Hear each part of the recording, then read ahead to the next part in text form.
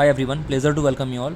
दोस्तों, इस वीडियो में हम लोग बात करने वाले हैं आइशर मोटर्स लिमिटेड के बारे में, बिकॉज इस स्टॉक में मुझे एक स्विंग ट्रेड नज़र आ रहा है।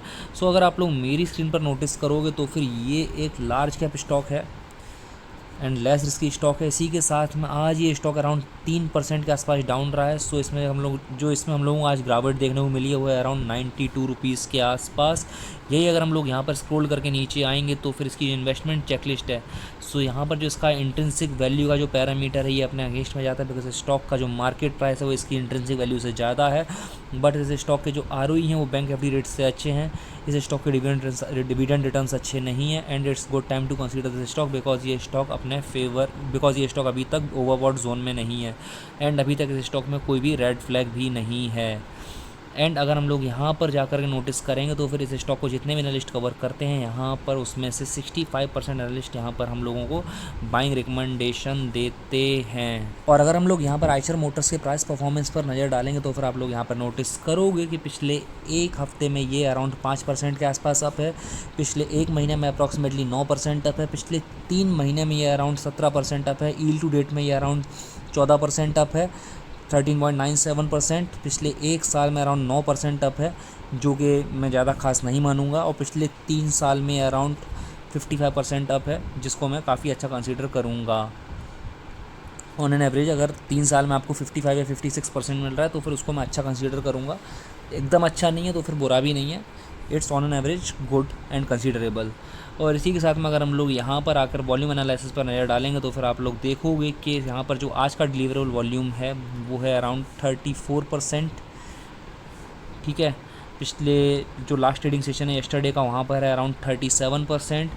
1 वीक एवरेज यहाँ पर 47% है, 1 मंथ एवरेज यहाँ पर 47% है, जो कि काफ़ी अच्छा है। और अगर हम लोग यहाँ पर इसके रेवेन्यूज़ पर नज़र डालेंगे तो फिर आप लोग यहाँ पर देखोगे कि अगर यहाँ पर कंसिस्टेंसी के साथ में ग्रोथ नहीं है तो फिर यहाँ पर कोई मेजर डिक्लाइन भी नहीं आता है, एक रेंज में ये यहाँ पर अपने रेवेन्यू जनरेट कर लेता है। और अगर हम लोग इसके नेट प्रॉफिट पर नज़र डालेंगे तो फिर ये as compare to last year इसके जो नेट प्रॉफिट में हम लोगों को यहाँ पर ग्रोथ देखने को मिली है।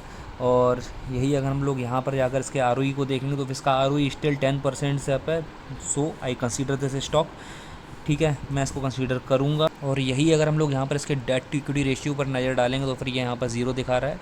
सो मैं इसको कंसीडर करूँगा। और अब बात आती है इस स्टॉक में शेयर होल्डिंग पैटर्न की, तो फिर अगर आप लोग यहाँ पर जाकर के देखोगे तो फिर इसकी प्रमोटर्स की होल्डिंग है वो है यहाँ पर 49%। ओके, सो ये 49% इसकी प्रमोटर्स की होल्डिंग है। यहाँ पर अगर आप लोग एफआईएस की होल्डिंग देखोगे तो पिछले एक साल में ऑलमोस्ट सेम है 29%। और इसकी अगर डीआईएस की आप यहाँ पर अगर होल्डिंग देखोगे तो फिर पिछले एक साल में ये ऑलमोस्ट सेम है, जो कि है 10%। दोस्तों, फिलहाल आप लोग मेरी स्क्रीन पर आइशर मोटर्स का डेली चार्ट देख रहे हो। और अगर आप लोग यहाँ पर इसके डेली चार्ट पर नोटिस करोगे तो फिर पिछले एक साल में, यहाँ तक कि एक साल से ज़्यादा का टाइम हो गया, ये स्टॉक एक रेंज में यहाँ पर ट्रेड करता हुआ हम लोग नज़र आया है। ठीक है, तो फिर इसका जो रेजिस्टेंस था, मेन रेजिस्टेंस था वो था यहाँ पर 2995 का लेवल, अराउंड 3000 के आसपास का लेवल। और यहाँ पर जिसका सपोर्ट था वो सपोर्ट था यहाँ पर ये वाला लेवल। ठीक है, जो है अराउंड 2306 के आसपास आता है। ठीक है, सो ये पिछले एक साल में इस रेंज में इसने ट्रेड किया है। और कल इसने एक काफ़ी अच्छी स्ट्रॉन्ग कैंडल से यहाँ पर ब्रेकआउट दिया है। और ब्रेकआउट के बाद में जैसे ही इसके ब्रेकआउट का हाई ब्रीच होता है हम लोग यहाँ पर पोजीशन बना सकते हैं। और हम लोग जो इसमें टारगेट रखेंगे वो टारगेट का रखेंगे, हम लोग इसमें टारगेट लेंगे अराउंड ये जो यहाँ पर ये डिस्टेंस है इसका, हम लोग इस डिस्टेंस के इक्विवेलेंट का हमारा यहाँ पर टारगेट रहेगा। तो हमारा जो यहाँ पर टारगेट रहेगा वो रहेगा अराउंड 3600 के आसपास हम लोग इसमें टारगेट रखेंगे, 3600 का अराउंड 20% तक का। और अगर हम लोग यहाँ पर इसको थोड़ा सा जूम आउट करेंगे अगर, तो फिर आप लोग यहाँ पर नोटिस करोगे कि ये है इस स्टॉक में एक और अपसाइड में यहाँ पर रजिस्टेंस बन रहा था, वो था कुछ इस तरह से। ठीक है,